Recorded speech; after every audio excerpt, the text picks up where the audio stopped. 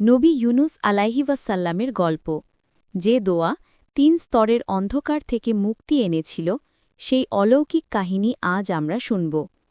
এই ভিডিওতে আপনি জানবেন কিভাবে আল্লাহর একজন নবী রাগ করে তার শহর ছেড়ে যাওয়ার পর এক বিশাল তিমির পেটে চলে গিয়েছিলেন এবং কোন দোয়া পড়ে তিনি রক্ষা পান। খোকা-খোকুরা, আসসালামু আলাইকুম।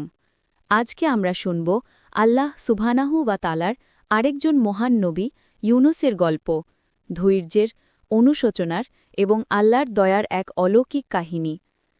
নবী ইউনুস আলাইহিওয়াসাল্লামকে আল্লাহ নিনোভা শহরের দিকে রসুল হিসাবে পাঠিয়েছিলেন, যা উত্তর ইরাকের এক বিশাল শহর ছিল এবং যার জনসংখ্যা ছিল ১ লক্ষেরও বেশি।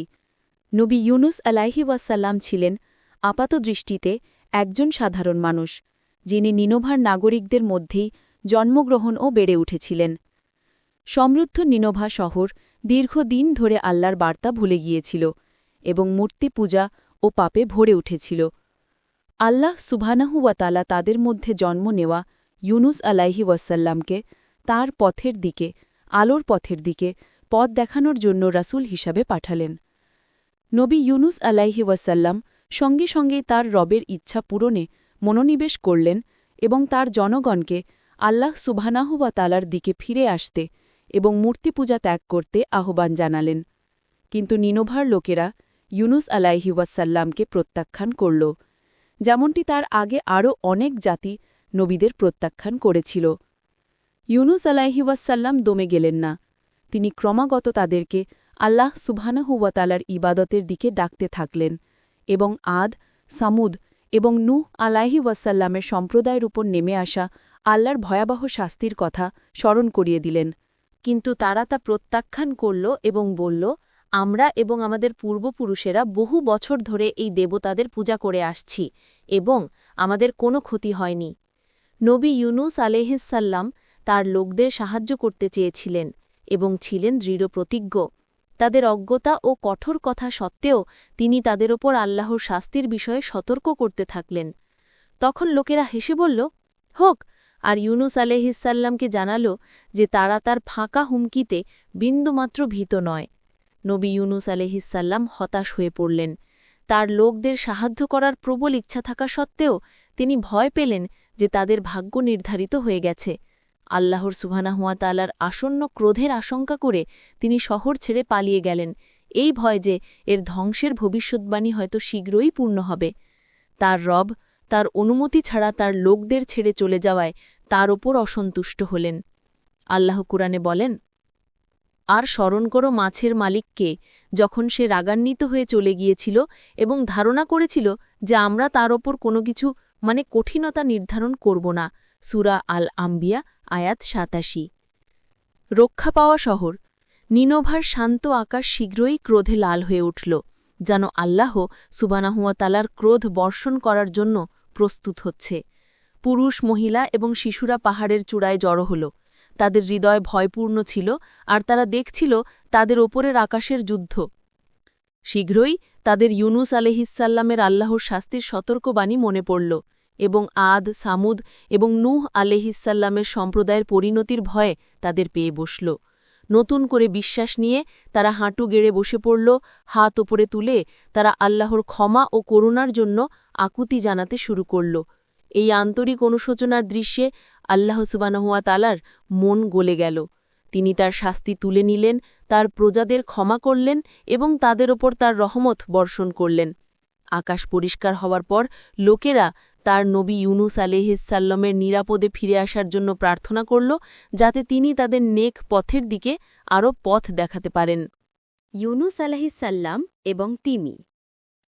এদিকে নবী ইউনুস আলাইহিসসাল্লাম, যিনি নিনোবা ছেড়ে চলে এসেছিলেন, তিনি তার লোকদের থেকে যতটা সম্ভব দূরে যাবার উদ্দেশ্যে একটি ছোট যাত্রীবাহী জাহাজে আরোহণ করলেন।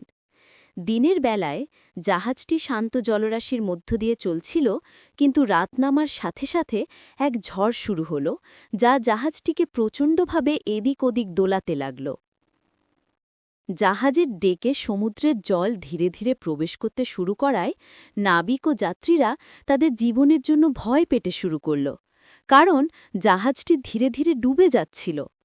সারা রাত ঝড় চলার সময় জাহাজের ক্যাপ্টেন তার লোকদের সমস্ত অপ্রয়োজনীয় জিনিসপত্র এবং অতিরিক্ত ওজন ফেলে দিয়ে জাহাজের ভার কমানোর নির্দেশ দিলেন।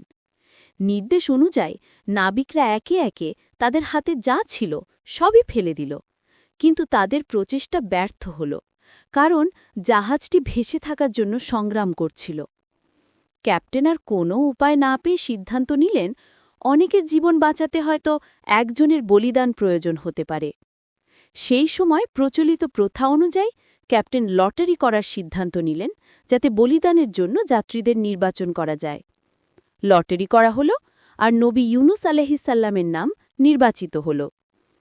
লোকেরা জানত যে ইউনুস আলাইহিসসাল্লাম একজন যুবক, সৎ, ধার্মিক এবং রহমতপ্রাপ্ত মানুষ, তাই তারা তাকে ফেলে দিতে অস্বীকার করল এবং আবার লটারি করার সিদ্ধান্ত নিল। তাই আবার লটারি করা হল এবং আবারও ইউনুস আলাইহিসসাল্লামের নাম এলো।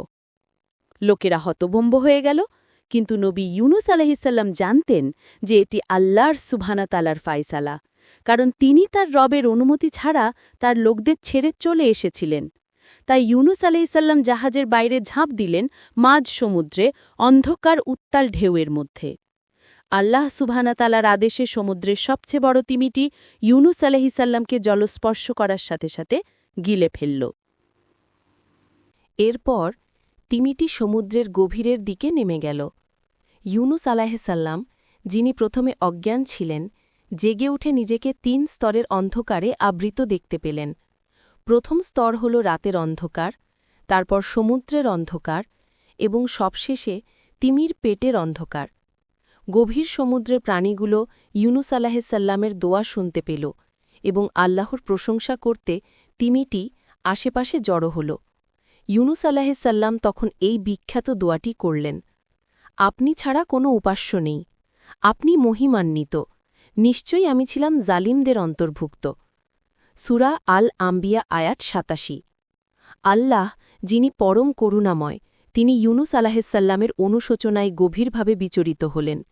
সুতরাং তুমি তোমার রবের ফয়সালা না আসা পর্যন্ত ধৈর্য ধরো, আর তুমি সেই মাছের অর্থাৎ ইউনুসের মতো হয়ো না, যে দুঃখ কষ্টে দমবন্ধ হয়ে ডেকেছিল। যদি তার রব তার প্রতি অনুগ্রহ না করতেন, তবে তাকে অবশ্যই সেই অনাবাদী তীরে এবং সেখানে অপমানিত অবস্থায় ফেলে দেওয়া হতো। কিন্তু তার রব তাকে সম্মানিত করলেন এবং তাকে তাঁর সৎকর্মশীল বান্দাদের অন্তর্ভুক্ত করলেন। সূরা আল কালাম আয়াত ৪৮-৫০।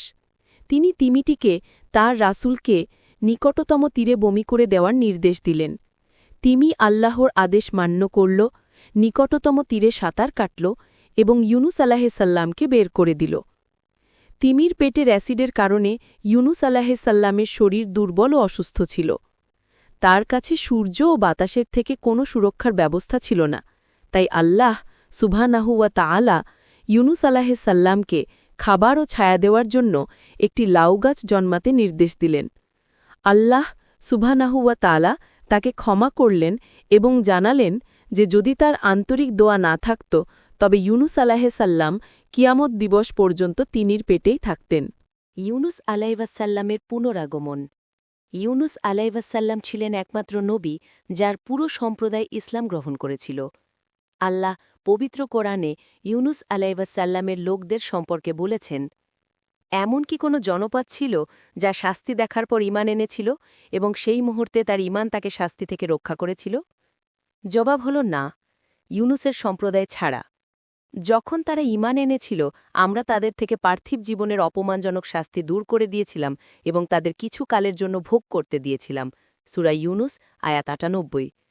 নবী ইউনুস আলাইহিসসাল্লামের জীবন ও পরীক্ষাগুলো সূরা আস-সাফফাতের ১৩৯-১৪৮ আয়াতে সংক্ষেপে বলা হয়েছে। আল্লাহ সুবহানাহু ওয়া তাআলা বর্ণনা করেন, আর ইউনুসও ছিল রাসূলদের মধ্যে একজন। স্মরণ করো যখন সে বোঝাই করা জাহাজের দিকে পালিয়ে গিয়েছিল, লটারি ফেলেছিল, আর সেই হয়েছিল ক্ষতিগ্রস্তদের অন্তর্ভুক্ত। অতঃপর একটি মাছ তাকে গিলে ফেলল, আর সেই ছিল তিরস্কারযোগ্য।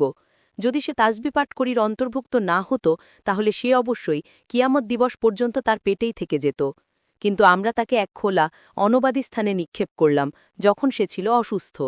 আর আমরা তার ওপর একটি লাউ গাছ জন্মালাম, আর আমরা তাকে 1,00,000 বা তারও বেশি সংখ্যক লোকের জাতির কাছে পাঠালাম, আর তারা ঈমান আনল, সুতরাং আমরা তাদের কিছুকালের জন্য ভোগ করতে দিলাম।